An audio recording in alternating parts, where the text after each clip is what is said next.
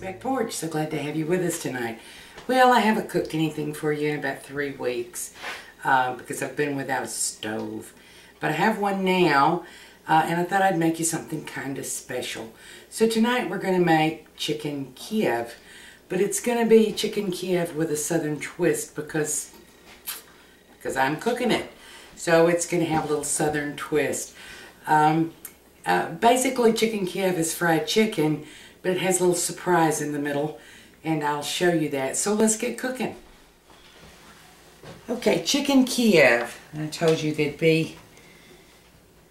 it's fried chicken with a surprise, and we're going to start out by making the surprise. So I have here a couple clean cloves of garlic. I'm going to chop up just a little bit. Cut that little end off.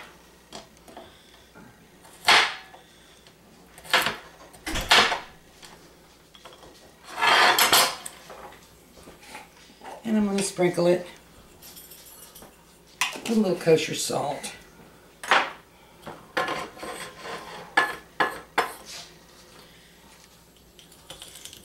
And then I'm going to crush it. You don't have to do it this way. You can use a garlic press. You can just do it with the flat side of a knife. But I wanted to show you how to do this. This is not actually a mortar and pestle. This is a bowl and a tamper. And this is for tamping down things in a muffin tin. But it works for this. And the salt gives you a little bit of abrasive. And it really pulls that garlic juice loose and out.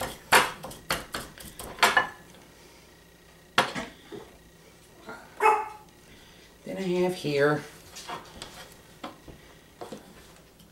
a little fresh parsley that I'm going to chop. It's glass, so it makes a loud noise.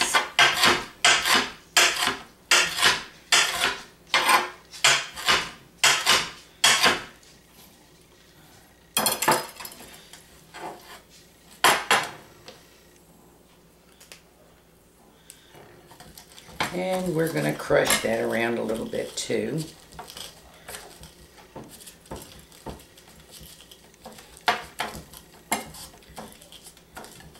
And I have here a half stick of butter. It's not quite at room temperature. Room temperature is better. But we're going to mix this all in together.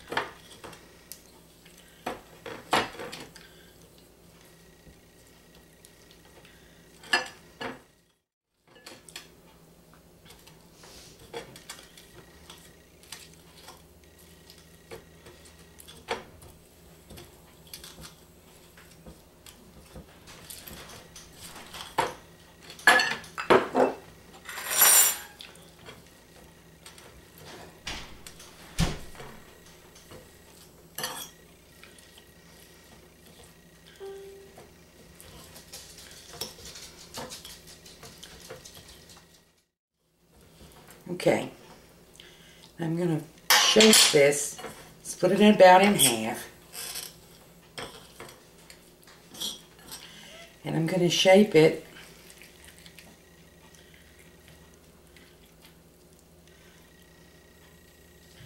into kind of long, not too long, but bullet shaped, and then kind of flattened.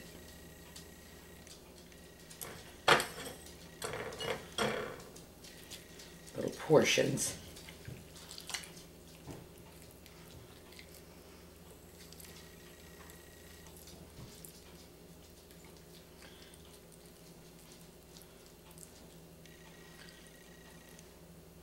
So we've got all through this butter, we've got the crushed parsley flavor, And we've got the garlic. And I'm going to just set this in the freezer for now, and we'll be back with the next step. We're going to work with chicken. And if you've watched, you'll know I'll generally put on some gloves if I'm going to work with chicken.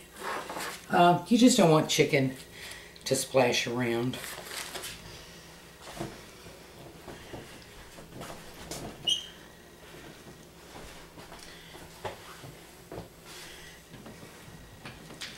So I have 2 chicken breasts here, and I'm going to prepare them now. I have seen a half dozen different ways to prepare for stuffing chicken breast. And so I look for, if you'll see, here is the fat side. Over here is pretty good on this one, but not on all of them. So here is our fat side. I'm going to start up here at the big end and put my knife in, being very careful not to go all the way through. And I'm making a pocket. My knife is coming on up here, and then I'm going to make a pocket, turn my knife over, and make my pocket going in the other direction. But I'm leaving the hole kind of small. And so I can feel inside that the hole goes this far. And this is where we're going to stuff our butter, parsley, garlic mixture. Okay? Now that one is cut. You can do this with putting it between 2 pieces of plastic, or I actually am just going to use this bag, and then I'll use the bag to put them back in the refrigerator. You can beat this with a saucepan if you want to. I happen to have this little device. And I'm going to beat it a little. Not all the way. I don't want it thin, but I'm going to fry this, and so I want it to be thin enough to make sure that I fry it all the way through without burning it.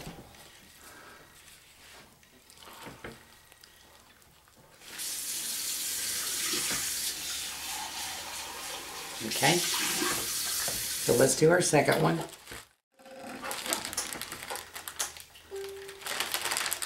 Now, if you choose not to put this in a plastic bag or plastic wrap, just hold in mind that you're making a splash and it's chicken. So there is a reason to put it in a plastic bag. Okay. These are going to go in the refrigerator. So normally I would bring meat to room temperature before I cook it. These need to be a little bit chilled. I'll show you why later, but they're going in the fridge for now. No more than about 20-30 minutes while I prepare the rest of dinner. I'll be back. Okay, here we go. We're going to stuff these babies up. And I have quite a few things out here that you can't see, but because you know, when you join me, you may see things that don't fit in a video because I'm doing 3 or 4 things at one time, and I just film them all and then cut them together. So while I'm doing the chicken, I'm also doing potato salad, and so there are things out from both. So when you're working with chicken, you're going to get all of your ingredients together before you get your chicken. So here's what I have. I have some flour. This is self-rising flour, by the way. If you want to use all-purpose flour, you want to add a little salt to it. This is 2 eggs beaten. This is about a cup, maybe a little less, of buttermilk. Here's my chicken. And here are my little frozen pieces of butter and garlic and parsley. On the stove, I have a 9-inch cast iron skillet. And that skillet has about an inch of lard melting in it. So the thing about chicken breast is they sometimes sort of come apart, and we want to seal our butter in. So I'm going to check it and make sure that, there's a spot that goes all the way through. So we're going to want to take care of that. So let me get my knife. Need to make this hole just a little bit bigger. And I'm going to stuff my chunk of butter in. Well, let me cut it in half. You see, this has been in the freezer. So I'm going to stuff one chunk down in that direction and one chunk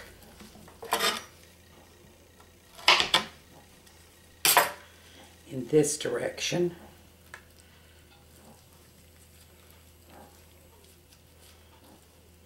Do I have room for the other chunk? Yes. Okay. So if you'll see, this is stuffed, but you'll also see that this has come loose here in the bottom. So we're going to make, this is the purpose of our egg. Going to dip that down in the flour. Then I'm gonna, make a big mess. Then I'm gonna dip it down into the egg, which will act as a glue. And I have here some toothpicks.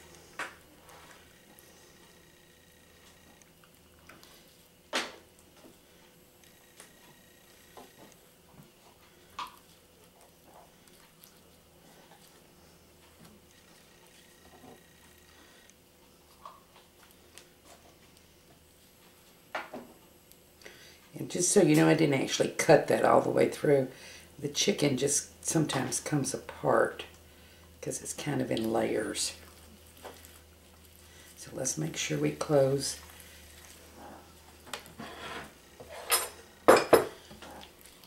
this piece also.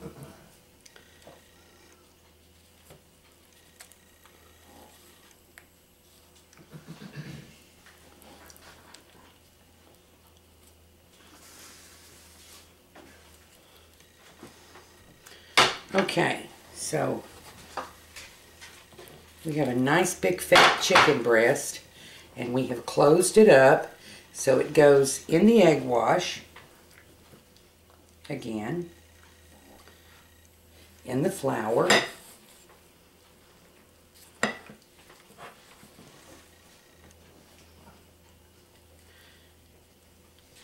in the buttermilk,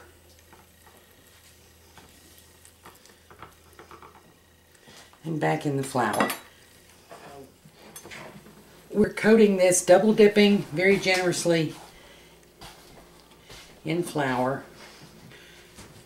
partly because we want it crunchy and partly to hold it all together.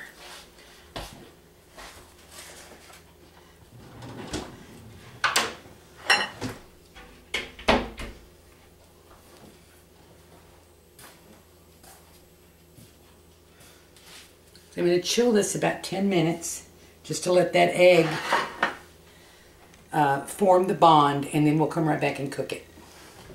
Okay, here is our little cast iron skillet, and you want your oil be around 350, and you can tell that with a thermometer, or you can drop a crumb in and you see how it comes right to the top. This is a new stove, by the way. This is one of those powerful eyes. So I may have to learn some stuff today. So here are my chilled chicken breast, and This is oil. Sorry, this is lard.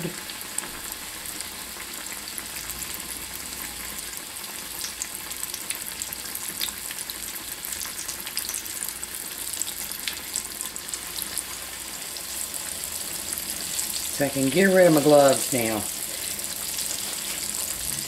And I'm going to brown this on both sides. And then I'm going to cover it and let it cook till done. Another way you could do it is you could put it in the oven. Brown it on both sides and then cook it in the oven for about 15 or 20 minutes on about 400. But I'm just going to go ahead and fry it. That's one of the reasons that I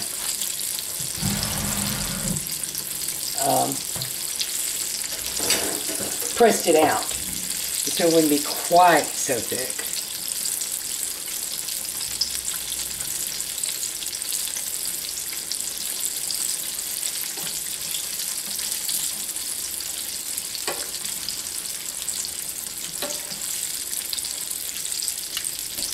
Let's cook just a little bit more. You can see that it is getting golden. I want it to make a really good crust before I turn it.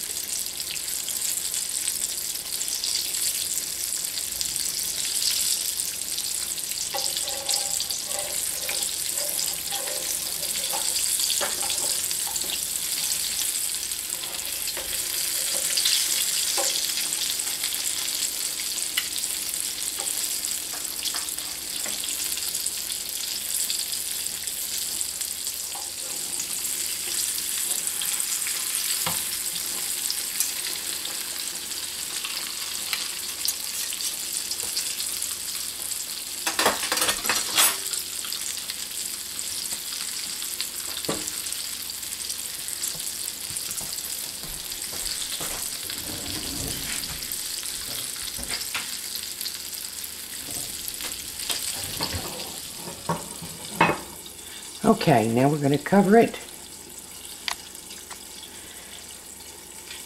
and have our heat. This is on 3 out of 9. I want to keep it sizzling good, but I don't want to burn it. And we're going to give this about 15 minutes, and I'll be back. Okay, we're about halfway through that 15-minute time. Oh my.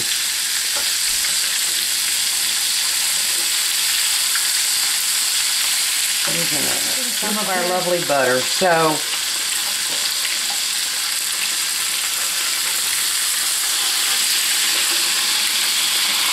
we're going to enjoy it anyway.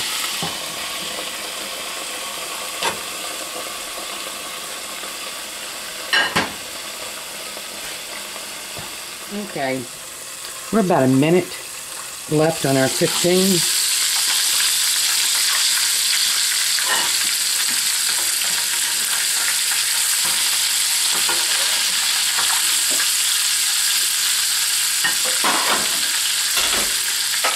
And this looks done to me. We're going to take this up and we're going to see if it's chicken Kiev, because, you know, if all our butter's gone, it really isn't. If all our butter's gone, it's really just great fried chicken. Be back in a minute. Try this. And as I say, I think that all of our lovely butter cooked out and went all through the chicken. But we're going to see.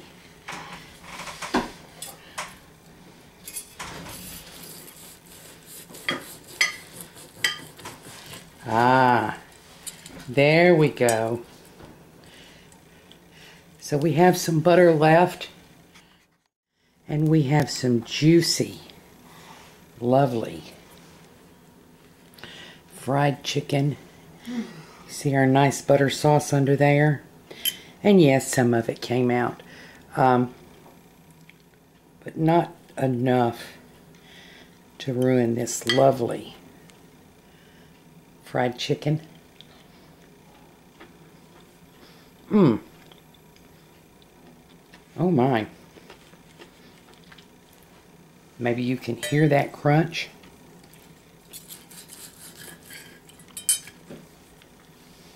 But you can't smell that lovely garlic and butter smell And no, it tastes so rich. The butter and the salt and the garlic and the parsley inside have just infused through the whole meat. And this is just wonderful.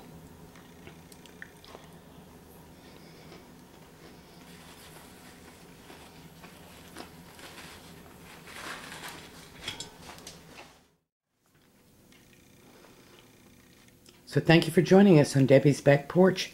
Hope to see you again tomorrow. Give this a shot.